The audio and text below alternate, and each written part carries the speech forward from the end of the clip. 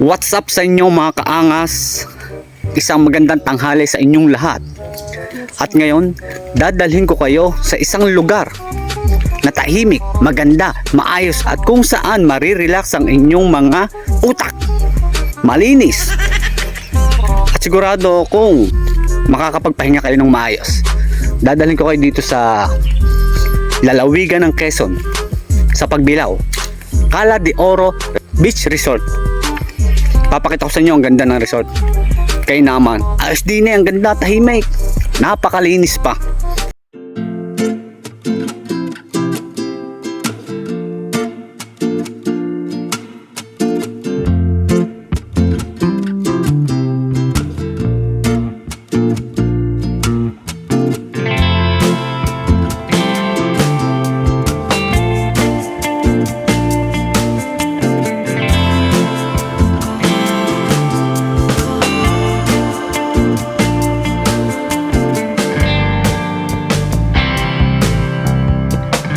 Lalakad na papasok dito sa resort.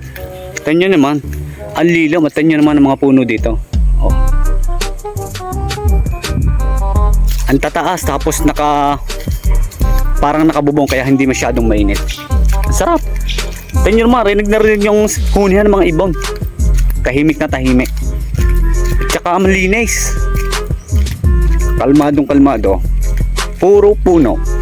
Kaya ramdam na ramdam nyo na kayo'y nasa probinsya.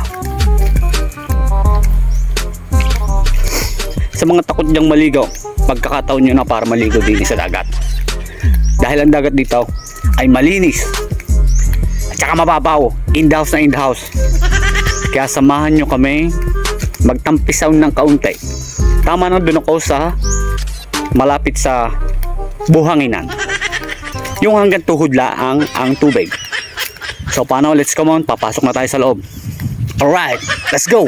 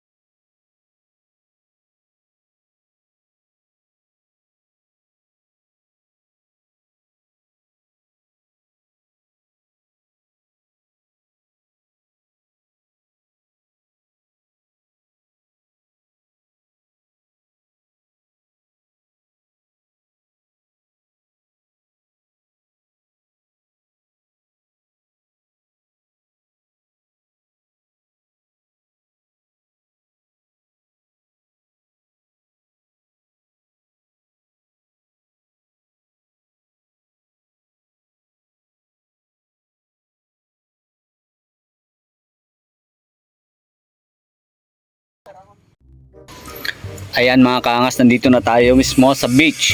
Tingnan naman yung dagat. Oh. Ayan o. Uy, kain na kayo. Si Totoy nakain na agad. Kain na kayo. Tingnan naman ang aliwalas. Kain na kayo. Ang init, ang ganda ng araw din sa dagat. Kakunti ang tao, malinis, nakaka-relax. Tama nang din nila ako sa duyan. Ako'y magtatampisaw mamaya ng kaunti. Babasa ng pero hindi ako maliligaw. At napakainay, Tutoy in the house. In the house. Samahan nyo ako mamaya, tayo ay magtatampisaw.